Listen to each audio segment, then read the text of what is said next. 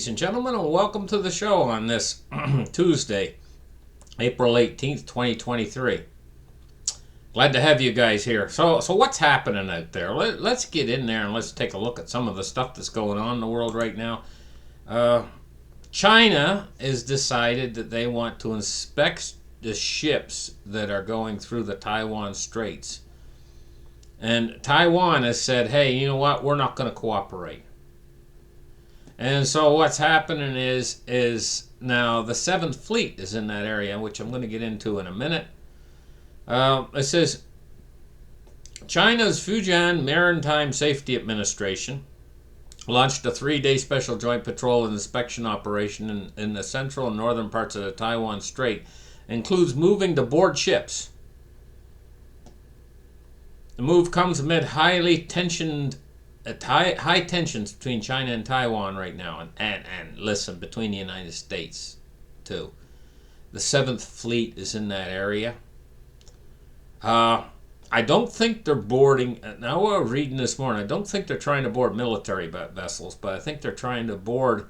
It says on-site inspections of direct cargo ships and construction vessels on both sides of the Taiwan Strait to ensure the safety of vessel navigation and ensure the safety of orderly operational and key projects on the water, is what China's saying. And so they have notified the relevant shipping operators if they encounter such requests from China that they should refuse them and immediately notify Taiwan's Coast Guard to render assistance. Now, if you guys can't see where this creates a problem, just imagine if a ship's on the ocean, China wants to board it, and they've pulled up maybe a warship alongside something like a cargo ship, right? And the cargo ship has been notified. Right here it says that if they encounter such requests from China, that they should refuse them. So here you get the cargo ship. They're refusing to be boarded. The Chinese have pulled up alongside. The cargo ship has been told to immediately notify Taiwan's Coast Guard to render assistance. So while the Chinese are waiting to board, and they've put in a request, the Taiwan Coast Guard is going to be coming into the area too. So here you have the Taiwanese Coast Guard, you'd have the Chinese warship and the cargo ship all stopped on the ocean there, and a big scene going on, or whatever is going to happen, you know.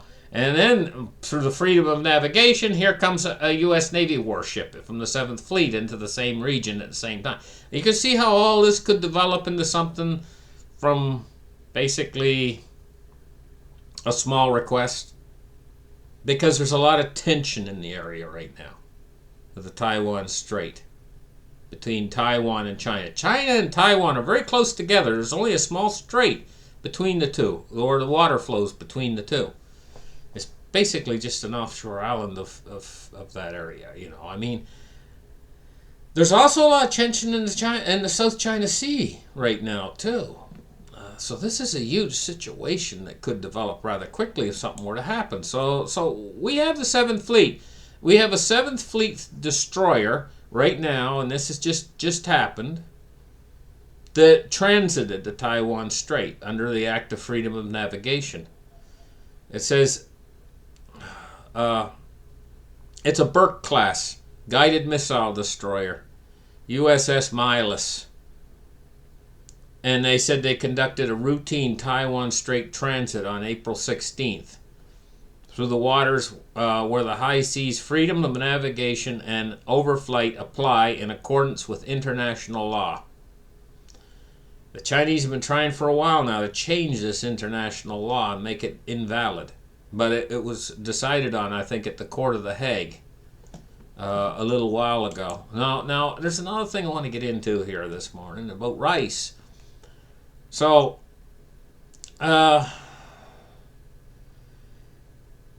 rice is having a problems in the world. And you know 50% of the world's population, that's the bulk of what they eat is rice. It makes up like 80% of their diet. And there's problems with rice right now. And It says in this video right here, rice is to blame for around 10% of the global emissions of methane, a gas that for over 2 decades has trapped about 80% as times as much heat as carbon dioxide. And so they want to try to limit the amount of rice that's produced in the world, but banning rice would create other problems in the world. And even if they don't ban rice, there's trouble with the rice production in the world. Take a look at this article right here. Rice insecurity, the depletion of groundwater resources, and the increasing cost of cultivation may put rice production in jeopardy in the future. So the people, the 50% of the world's population that eats 80% of their diet in rice, should sit up and take notice of this. Now, here in the North American diet, we eat a tremendous amount of wheat.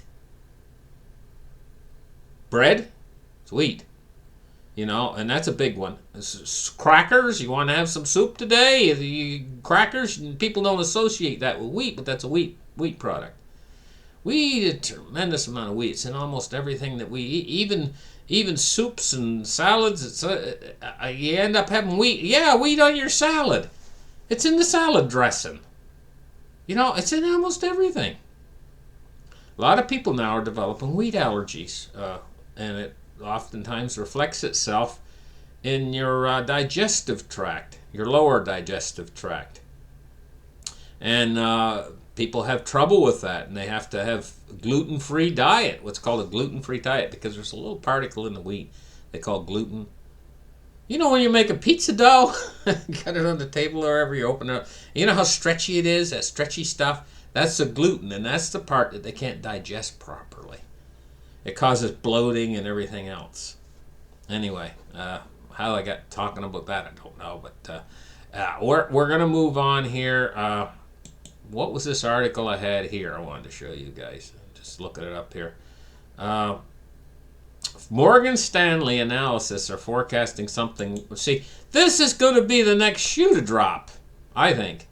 Because they've kind of more or less kind of sort of smoothed over the banking crisis thing. It's still there,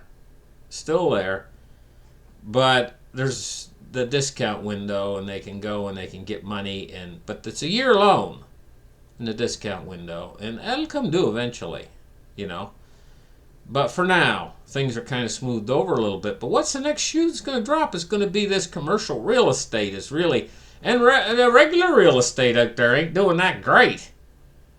It could start falling later too, but the commercial real estate, I've heard that half of these office buildings and stuff are not being leased and they're both half empty out there.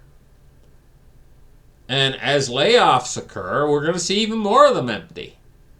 And the banks carry these leases and stuff, and they're seeing something that's far worse than the great financial crisis for the commercial real estate market that's coming. And the commercial real estate market is a big market. Next domino, they're calling it. It could be those empty office buildings in your downtown. That could be the next domino to fall. We're going to get in there and take a look at the silver price. It's starting to bounce back a little bit. 25.24 today. It took a little beating. Take a look at gold. Gold's up $12.20 at 2007 today. So I told you guys, if you're invested in gold and silver, and we do happen to see a little drop if the market's falling, it lasts for maybe a week or two before just like that banking crisis, didn't last very long. If we do see some sort of a meltdown in the system,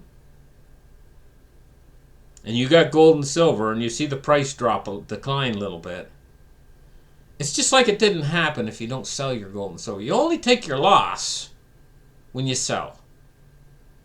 If there's some sort of a dip, and you just basically, you've got your silver in hand, and the dip occurs, and you got your silver in hand after the dip's over and the price goes back up, it's almost like it never happened. Because you've never sold your silver, and you've hung on to it right through the whole thing. And it's just like, so what? You get a 2-week dip in the price of silver. So what? They'll probably just jack the premiums up to equal the amount of the dip anyway if you went to buy it. I don't know. I mean, I just think that right now we're at the very tip and the very end of all of this, what's lasted for years with these big bullion banks. And now what they're doing is they're dropping their short positions. Okay, we're taking a look now at the crypto market. And we're seeing Bitcoin at over $30,000, $30,297, and Ethereum at 2113. Boy, Ethereum's doing good, isn't it? Wow. XRP at 52 cents, so it's up a little bit too. Yeah. Where's Litecoin? Litecoin is 101.43. I'm just checking a couple of them real quick here that I like. I kind of like Hedera. Hedera is solidly at 34 position at 6.8 cents each. Hedera hash graph. That's a very unusual coin, by the way. I think what they're vying for is to become central bank digital currencies at some point. Very fast coin. Anyway, it generally runs right at 33 on the list of coins. That's kind of getting up toward the top of coin. But a lot of people in here like XRP at 52 cents. Okay, we're going to move on, and we're going to take a look at the stock market today. Is at 109. It's down 109 points at 33,877. And it looks like the NASDAQ is at 12,180, and it's up 22 points. And the S&P 500 is up 6 points at 4157. So it's only the Dow that's down. Let's take a look now at, I think this is a crude oil chart. 80.25 for crude oil today. It's down 58 cents. Looking at our bonds and rates today. Let me pull the page down. We're looking at a 10-year at 3.56. It's down 2.7 basis points. And the U.S. 30-year is down 2.3 basis points at 3.78. Yeah, I knew the trouble was coming when we went over 3.25% on the U.S. 10-year Treasury, and we're at 3.56. We did go over 4% on this thing for a little while. I think we went up, what was it, the high? 4.25? Something like that. Those are the beginnings of the troubles. Eventually, I see yield curve control coming in by the Fed, but that's when we're in the hyperinflation. We're getting close to it. Taking a look at the dollar today is at 101.76, and it's really basically going down a very little bit. Thank you guys for listening to my show. Catch you guys in the next episode, and have a great afternoon. Bye-bye.